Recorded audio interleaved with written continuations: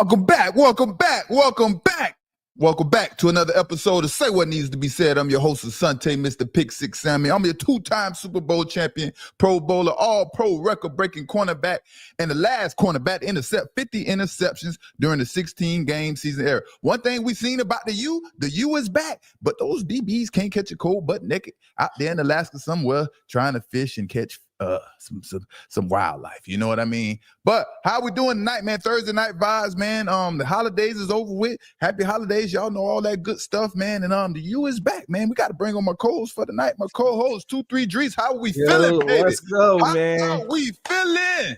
Man, I was cheering for the U tonight. That was a great game going down to the last drive, man. It was great to see them back in the championship, and they playing a home game. They gonna be home for the championship. That is epic, man. That is epic. Shout out to the chat, man. Shout out to everybody tuning in. Make sure you like, comment, subscribe, man. Drop some serious questions, man. That make me think, man. You know what I mean? Make me use my head. But yeah, the U is back, man. The Hurricanes, man. Me being a South Florida, Floridian, you know, I'm always excited, man, for a team, you know, the Miami Dolphins or the University of Miami to do good. And good to see the Miami Dolphins. I mean, Hurricanes doing their thing, man. How we feeling, man? How we feeling? How are we feeling, baby? And that's another reason I like the college playoffs right there, man. A lot of people were saying they didn't deserve to be in the playoffs, and they end up going to the championship. That's why I didn't really like to pick the top two teams to go to the national championship. But now you gotta play for it, and it's making college football more interesting. Honestly, it definitely is making it interesting, man. It's definitely making it interesting. It's making it at prime, giving that prime time feel. You know, you win or you go home, you know, that puts a lot on the line, man, and make players have to step up in key situations and make big time plays, man, like it's a real playoff experience, you know? For sure. But tonight we're going to go over this game, man, the Ole Miss Rebels versus the University of Miami Hurricanes.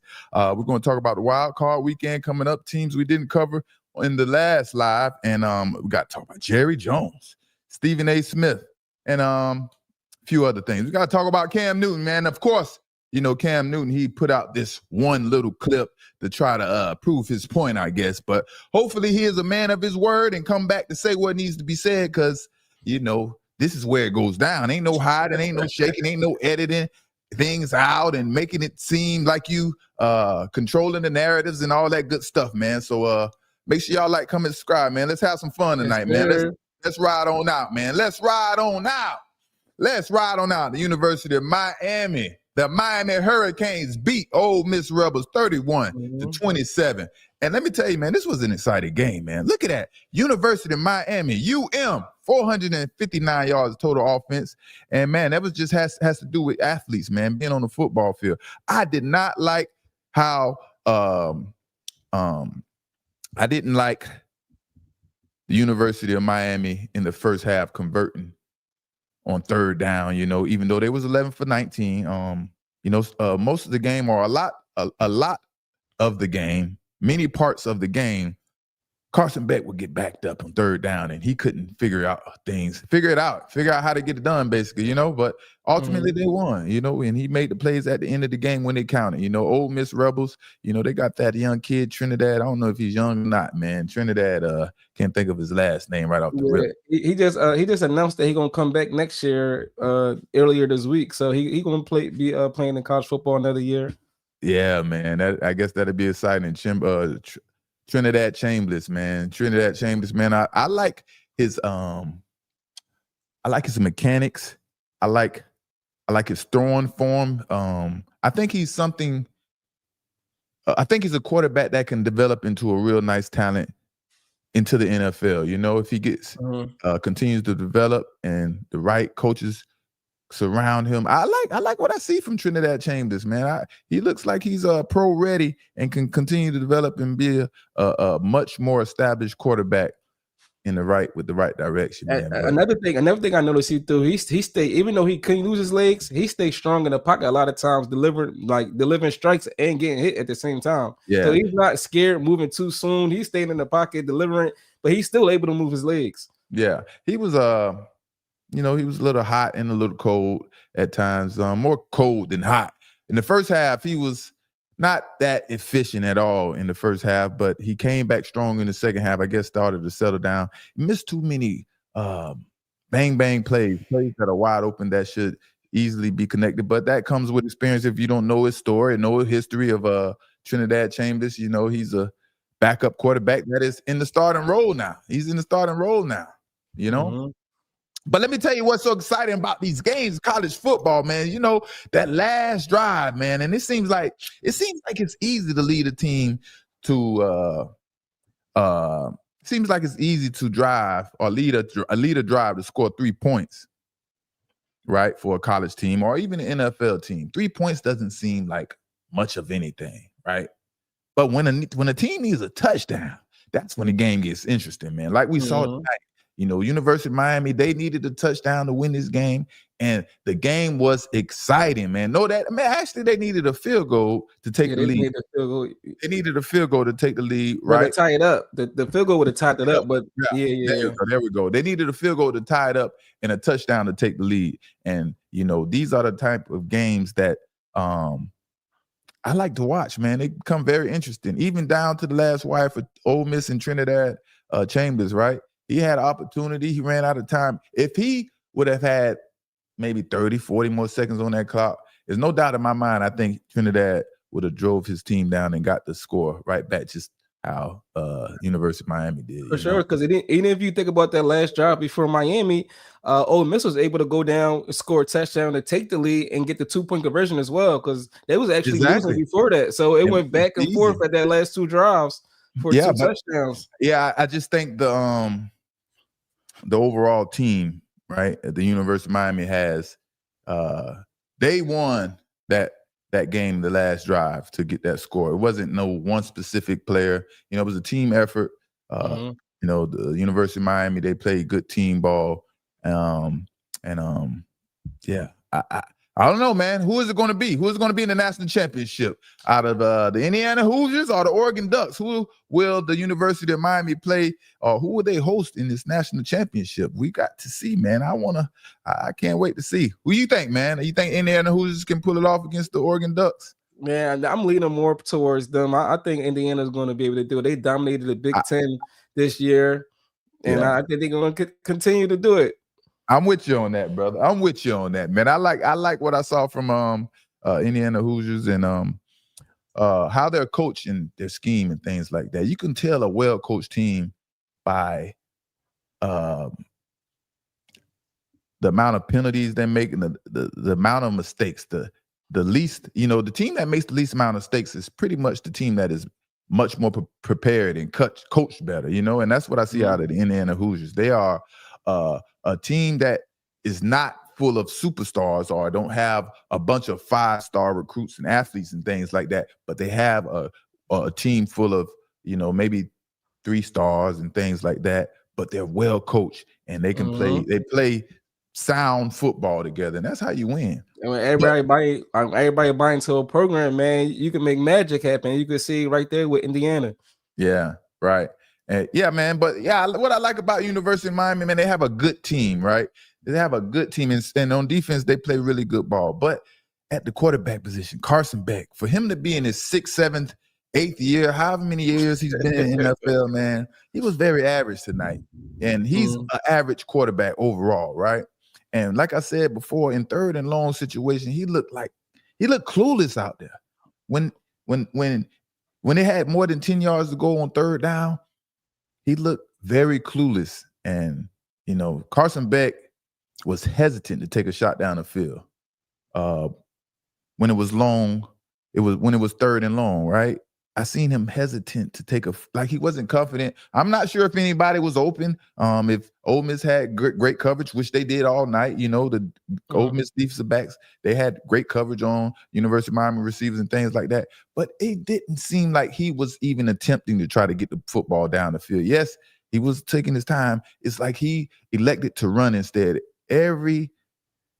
Almost every time, it was 3rd and long, right? 3rd and 10 and more, and I wanted to see him convert on some of those plays, or at least make a good decision, a good attempt to get the first down, passing the ball, getting the ball down the football field. We all know my University of Miami is a screen team on offense. They like to run a lot of bubble screens and what are the other screens called? I can't forget about it. But they're a screen team. They like to run a lot of screens, and they like to get Malachi Tony the football. And that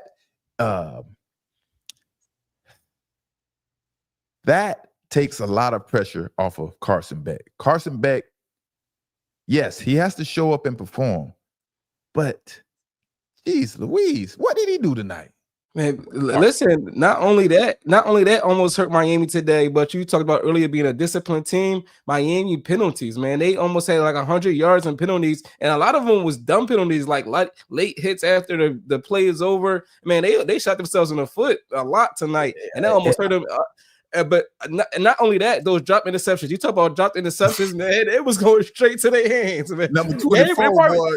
Take away the penalties and catch the ball, man. It's probably be a blowout tonight. Man. Some passes, some interceptions, you cannot drop. When it's tipped 2-3 times and falling right in your hand, you cannot drop those type of interceptions. Those are literally give me interceptions. They are giving you a chance to have a free interception. That it don't get no better than that. It don't get no easier than that. You have to catch that ball. It tipped into 24 hands. You can't be surprised that moment is actually happening. Everything you dreamed about or hope to come, in the game, it's there. Don't be surprised when it happens, man. That's what I would tell the young players out there in the aspiring cornerbacks and things like that. Because they did a good job jumping on routes too. It was a few ones. It was right before halftime. They got 3 points off of that. He jumped the route, dropped the pick. It would have saved 3 points right before half. Then right after half, when they got the ball back, did the same thing again. Dropped the. I was surprised, man. I was highly surprised. I was surprised by the way Ole Miss cornerbacks challenged Miami receivers. They challenged them pretty good all night. Chris Graves Jr. He put out some good tape for NFL scouts. Number 32 for Ole Miss, man, he was locked down tonight, man. He was pretty much D'ing these receivers up. Him and Jalen Braxton, he did a pretty good job as well. But like we said, Miami DBs, boy, they can't catch a cold butt naked in a winter storm out there in Alaska. You know what I mean? It's bad, boy. It was bad. It was bad, man. Man, but, how turned up Miami gonna be, man? They got the U in the championship at home. Man, it's gonna be so lit down here, man. And everybody in the South, all you're gonna hear the whole week, man. The rest of the week, the U, baby, the U is back, man. But it's exciting, it's fun. Who isn't a Hurricanes fan, man? You know what I mean? Like, I don't know too many people that dislike the Hurricanes unless you're backing that old rivalry when it was Florida State versus the U, But did y'all see? Come on, y'all bear with me on this one. Did y'all see? Did you see, Drees, or did anyone see out there who was covering Keelan Marion on that 52-yard touchdown from Carson Beck? Did anyone see who was covering?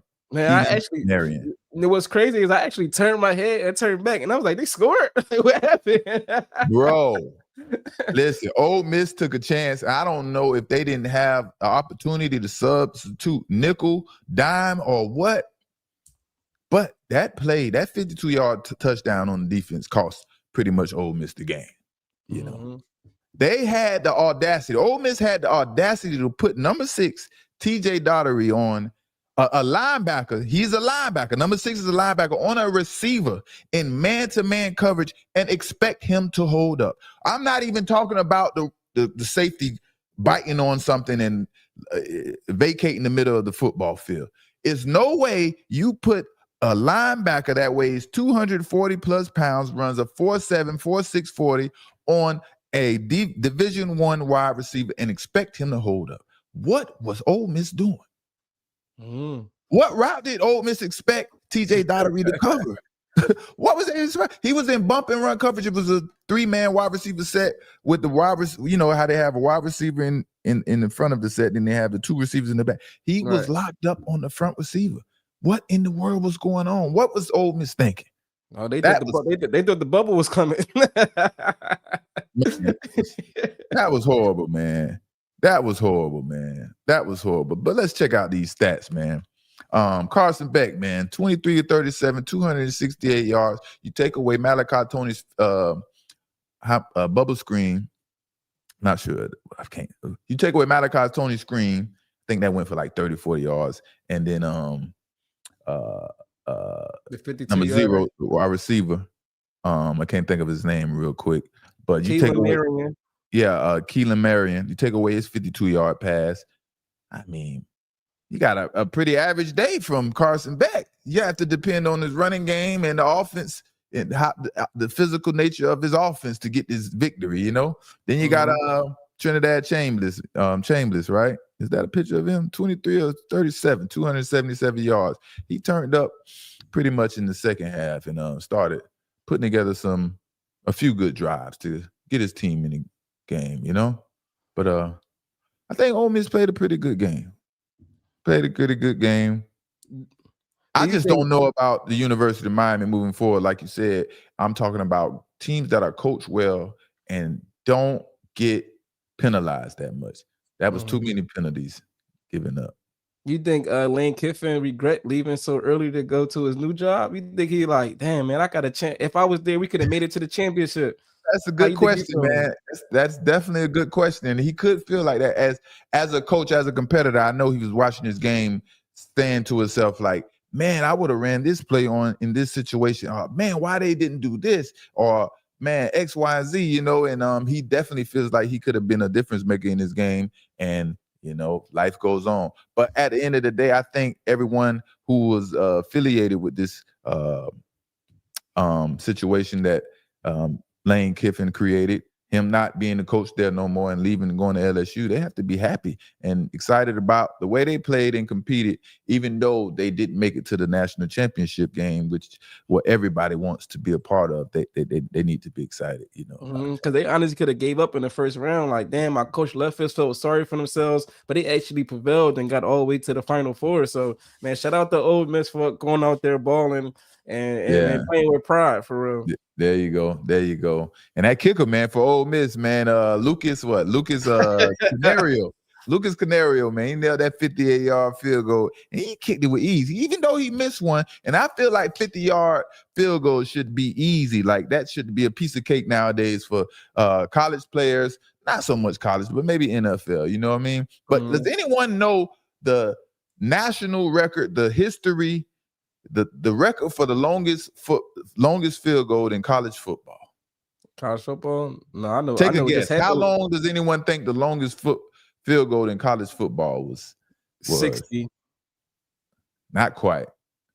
But the longest field goal made in the history of college football is 69 yards in 1976. And I just watched the play, right? I just saw the play, and it doesn't even look like it was a real field goal, like the field goal was elevated to the height that it needs to be, you know, back in the days in the 70s and things. It was like it was on the ground. So, you know how they're combining these records and, you know, different circumstances, they don't care. But in 1998, which was more modern day, you know, Martin Gramatica, if y'all don't remember him, played for the Tampa Bay Buccaneers for a while. He hit a 65-yard field goal, right?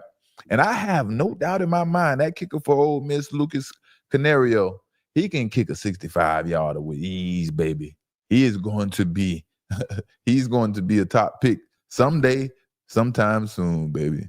You know what I mean? Well, that's the first time I've ever seen where you miss it off the left upright, then you make it off the left upright. Did you see that? It bounced off the left and went off. Then the second time it bounced off the left and went in. He kept hooking it to the left, man. He kept hooking it. It's like, man, as soon as he kicked the ball, I was saying to myself, man, don't hook it again, man. Please don't hook it again, man. You know what I mean? I wasn't rooting for Ole Miss or anything like that. But yeah, y'all feel my drift, you know? You feel my drift. All right. All right, moving right along, man. Hey, the offseason is here. It might not feel like it because the playoffs is right around the corner this weekend, wild card weekend, but the offseason has begun for all of the teams, owners, coaches, and so on that didn't make it to the playoffs. And they're in the offseason trying to figure out what's next. Let me tell you, man. Jerry Jones, man. Jerry Jones loves when the offseason is here, and he's not in the playoffs. He think that is his time to shake stuff up. He like to shake stuff up and, you know, get the media going, you know. But understand this, everyone. Jerry Jones is 83 years old. He's 83 years old, everyone. He hopes to retire as the owner with the most Super Bowls Go figure. The Jerry Jones, Cowboys Jerry Jones want to retire with the most Super Bowl wins. Jeez, Jerry they about to Jones go in says, they my about to goal go is in to retire as the owner that won the most Super Bowls, Jones said during this season-ending news conference. Season-ending news conference. That's my goal, to be retired in the NFL as the owner that won the most Super Bowls. We've got 3. Jerry Jones got 3. How many more do I have to go as a single owner? New England Patriots owner Robert Kraft has got how many? 6. So I got work to do. Got work to do, but at least I'm up to the second rung in the ladder. Did I say that right? Oh man, Jerry Jones. Let me tell y'all, man, Dallas Cowboys will never win a Super Bowl as long as Dak Prescott is leading that team. I'm just going to go on and put that out there. Dallas Cowboys will never win a Super Bowl as long as Dak Prescott. Listen, you got people excited with your tweet saying that they Super Bowl champs Dallas Cowboys. Well, let me correct that tweet for anybody out there that misunderstood. There is a 99.9% chance the Cowboys will never win a Super Bowl with Dak Prescott at quarterback. That's how confident I am in Dak. There's a 99.9% chance that Dak Prescott will never win a Super Bowl. Jerry Jones got to live to 150 before he can retire. I think he can make it to 100 now. I think he's going to make it to 100. You know, these billionaires and things like that, they got different motions and medicines and things like that they have access to, not like us, you know what I mean? They be living more. They be living, you know? And like Jerry Jones said, he has 3, man. Robert Kraft has 4. You know, Robert Kraft has 6. So Jerry Jones needs 4 more to take the lead. And you know, we talk about getting older. And of course, I want to be 83. I want to be 100. I want to grow and be as old as I can possibly be. You know what I mean? With all my health. But when I get to the ages of 75 and 80, I hope I don't walk around having these unrealistic goals like Mr. Jerry Jones. Mr. Jerry Jones is damn near finished living his life. And he's coming up with these unrealistic goals, talking about he needs to win 3 more Super Bowls. Now, we understand everybody loves to say bet on yourself. Yes, bet on yourself. But I think Jerry Jones is taking this bet on yourself thing way out of context. He's been betting on himself since the 80s and the 90s, and ain't nothing changed. He needs to be betting on someone else to make decisions for him and the Dallas Cowboys so they can bring him a Super Bowl if he really wants one that bad. I can understand if you said 1. Like, I need 1 more before I retire. Down with you. I can understand that, but he said that the most, man. If he wants 3 more at the age of 83, I don't know how that's going to pan out, you know. Like I said, I can see Jerry Jones making it to 100 years of age, man. I can see him making it to 100. But at the same time, he forgot how to put a championship team or roster together back in the 90s. That a long time ago. That stage is over with. He forgot how to put a championship roster team together. You know what I mean? And yes, Jerry Jones continued to be the catalyst, man, to the problems the Dallas Cowboys face every year, man, and he doesn't want to change. One thing I've learned is being in control is a hell of a drug, man. Being in control is a hell of a drug. And give me a second, y'all. Gotta get this real quick. Yeah, and I see even Dallas Cowboys fans, they did like, man, what is Jerry Jones even talking about? Like, they didn't even know that's not possible. If the Cowboys fans realize that's not reality, you know you own something. Yeah, these Cowboys fans, I don't know, man, how they have the aura around them, surrounding them, that they supposed to be these they supposed to go to the championship every year, right? Like, what is going on, bro? Hold on, y'all. Let me get this right.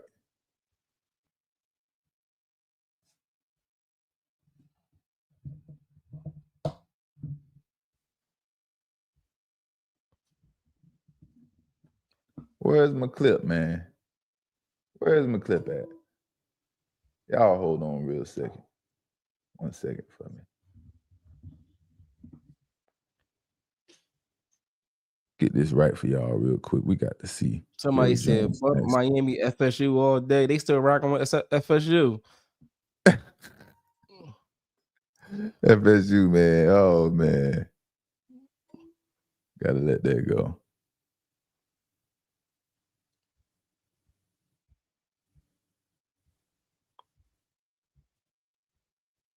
How we doing out there, chat? Everybody good? Coming back right to you in like 5 seconds. Got everything under control now. So we back. It's the pick six. Some technical difficulties, everybody. How we doing out there? Chat has some technical difficulties. And yeah, that's why we came on late, man. Yeah. It ain't easy out here, baby. Edward Godwin said, "I bet Mr. Pick Six and Cam Newton will call Carson Beck a game manager." Definitely.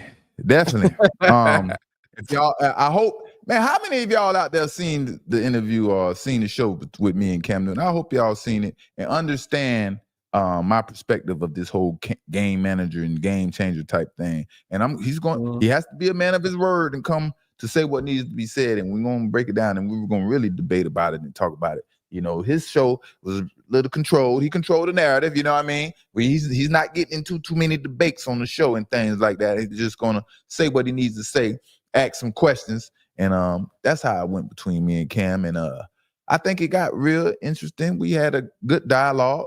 He didn't really challenge anything I said. I didn't really challenge anything he had to say. He just wanted that clip of me saying he's a game changer. No matter what context. You know, of course, everybody's going to take it out of context and they're not going to see the beginning of the part of us explaining definitions and things like that. Mm-hmm. But like we was talking about here, man, bring this in for y'all. We was talking about Mr. Jerry Jones. Well, Schottenheimer get to hire his own coordinator. Trump just said it. I'm running. Venezuela. Seriously. Shotty had everything to do with hiring Matt Eberflus last time, and that's not done as a negative. It had no way in the world he's here if Shotty didn't want him here. Okay, let me be real clear about that. And he can tell you in his own words there. No way in the world if Stephen didn't want him here. But I particularly had a party when we got him.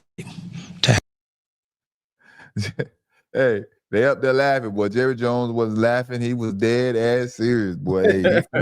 Hey, he was serious, boy. But at the end of the day, man, look at it. It's like, what is this? Don't make me start talking crazy out there. But what legit head coach wants to coach for the Dallas Cowboys under those circumstances? Right?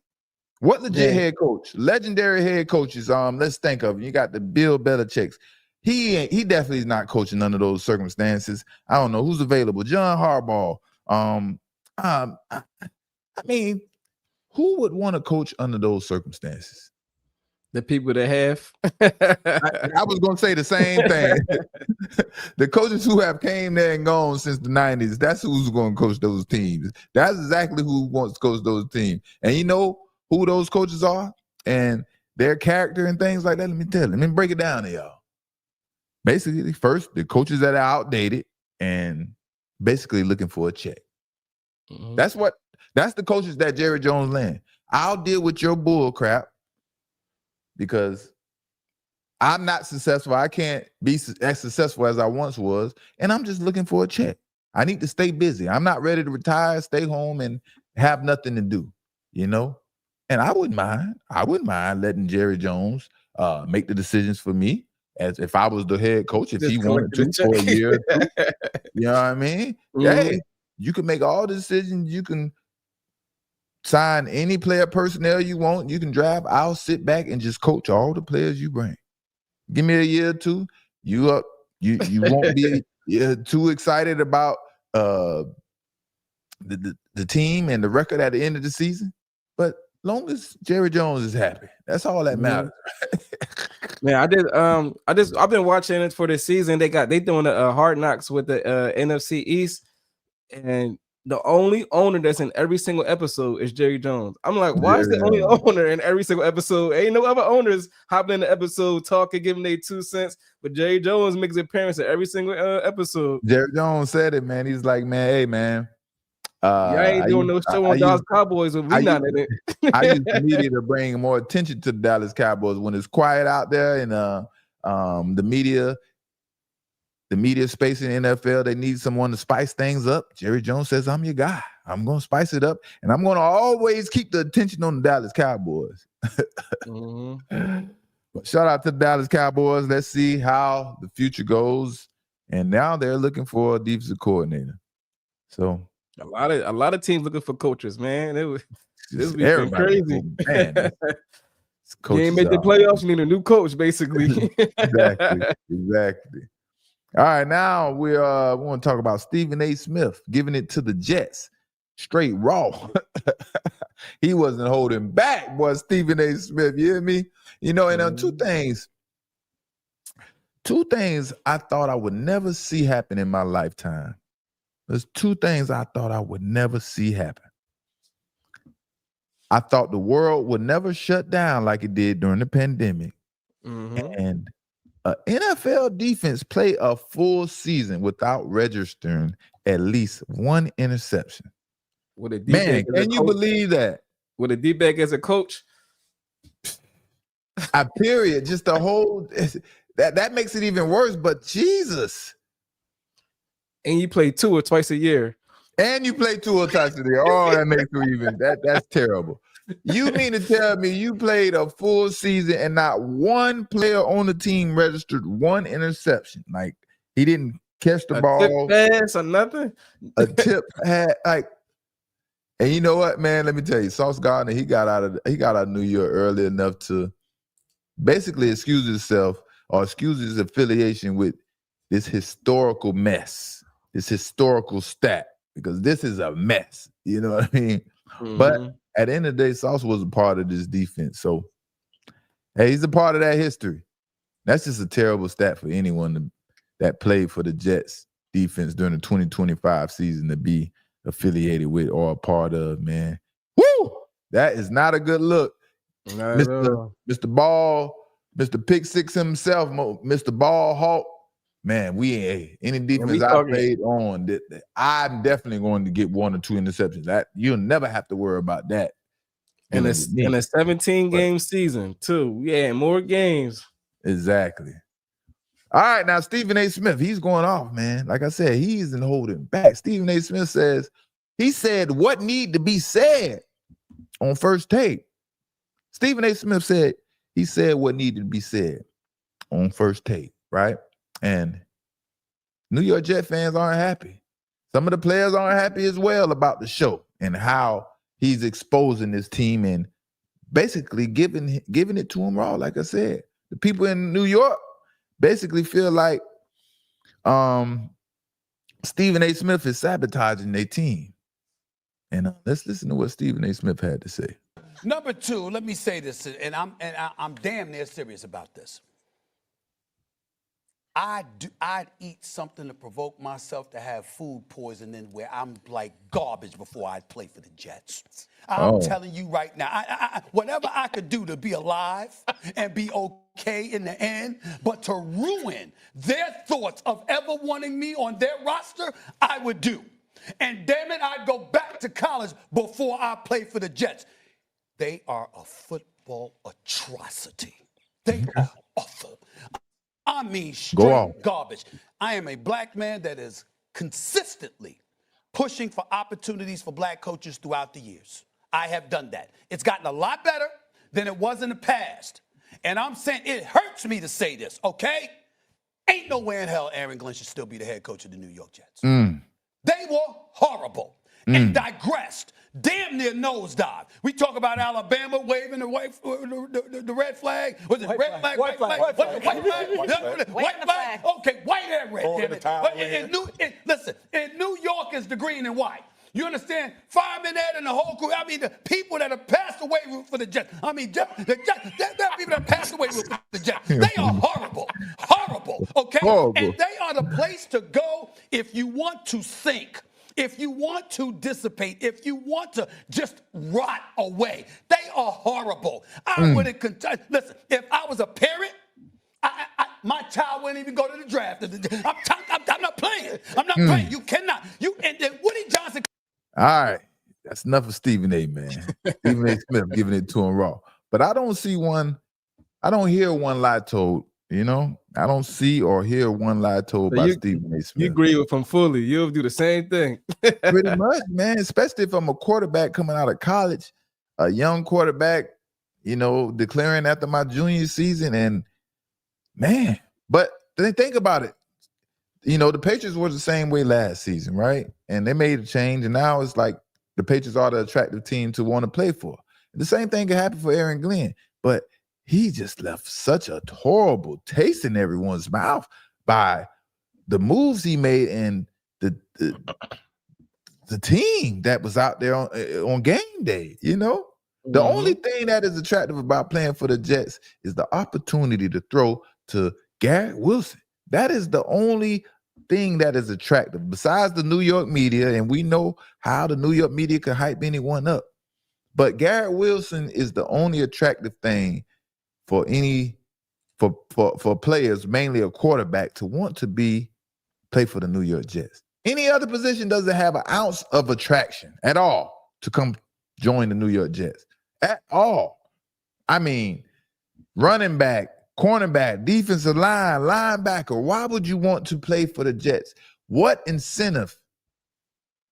Who on this team is going to make me better if I'm a linebacker? Who are my two nose tackles? You don't like Breece? You don't like Breece Hall? Breece Hall is cool. Yes. Okay. What about that? Like, if I'm a player and I want to sign with the Jets, maybe I'm an offensive lineman. But who am I blocking with? You know?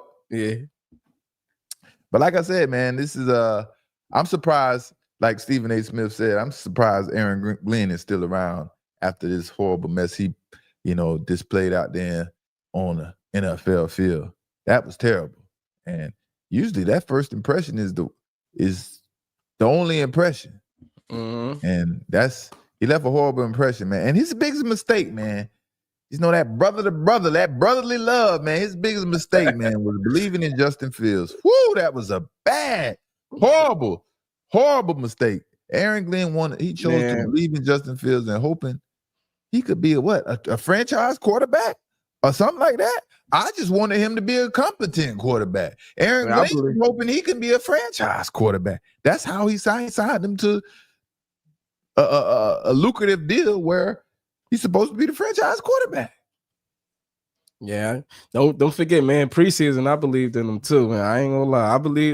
I believed in. I was like, he better pair up with Garrett Wilson, man. They about to rekindle that flame. They better get back to business. Boy, I was wrong. I was wrong on Justin Fields.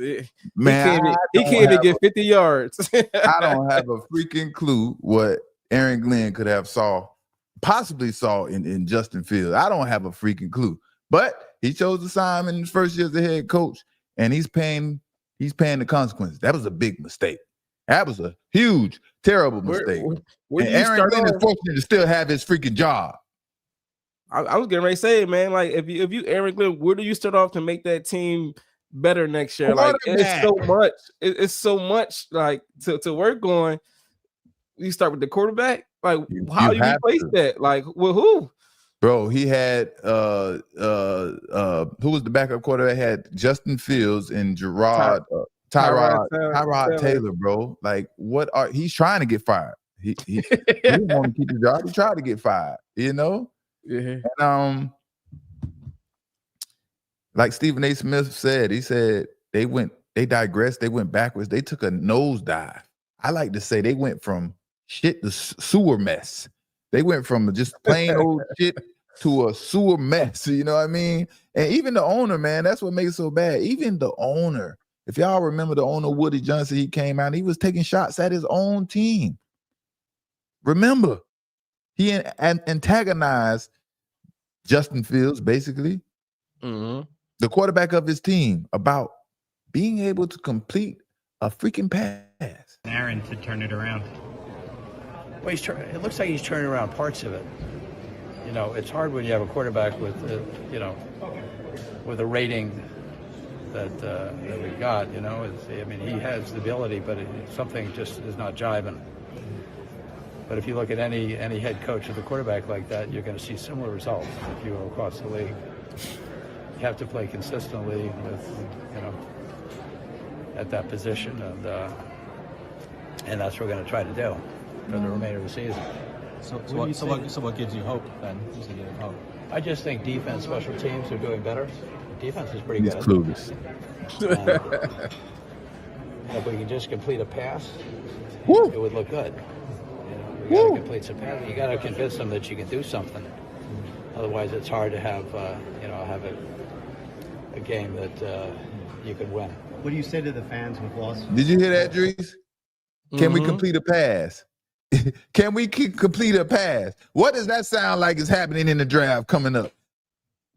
They sound like they're going after quarterback, period. They need a quarterback. I'm looking at how many games he played in. He played in 9 games, and 4 of them games he had 50 yards or less. Oh my gosh, that's awful. And if Aaron Glenn should be fired for anything, I wouldn't even say it's the season. I would say it's because he chose to sign Justin Fields. That was terrible. But now the Jets, they have the second pick in the NFL draft coming up.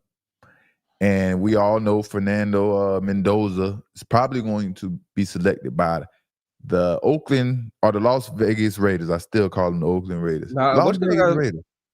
Oh yeah, Raiders did get first pick. Yeah, They get first pick. They do have the first pick, right? He's the Heisman Trophy winner, and I'm sure Fernando Mendoza doesn't want to go to Oakland Raiders, but the sorry teams have the first 2, 3, 4, 5 picks. That's just how it goes.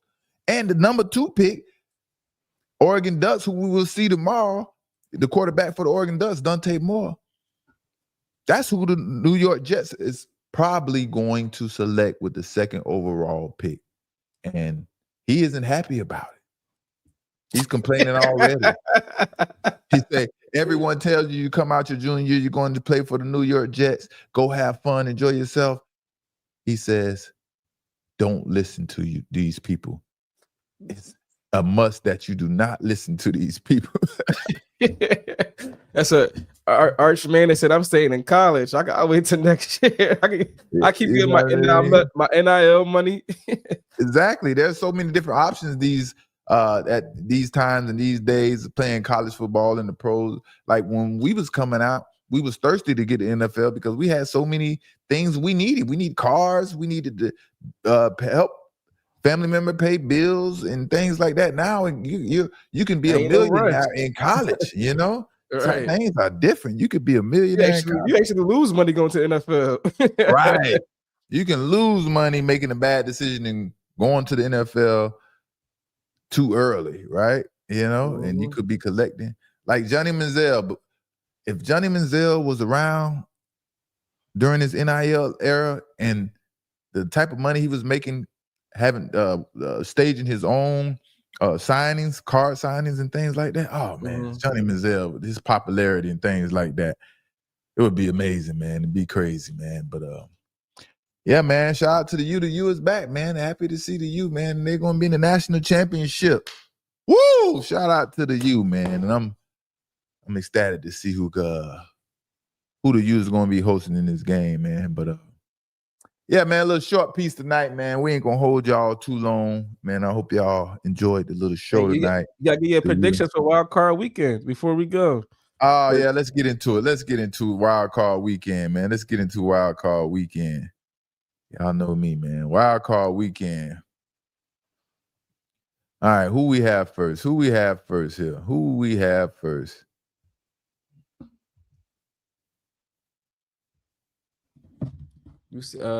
On Saturday, we already did Packers and Bears. We already did that one. That's the Packers and Bears. We did. Did we do the Steelers? No, we ain't say Steelers. We ain't got the Bills, do we? I don't know if he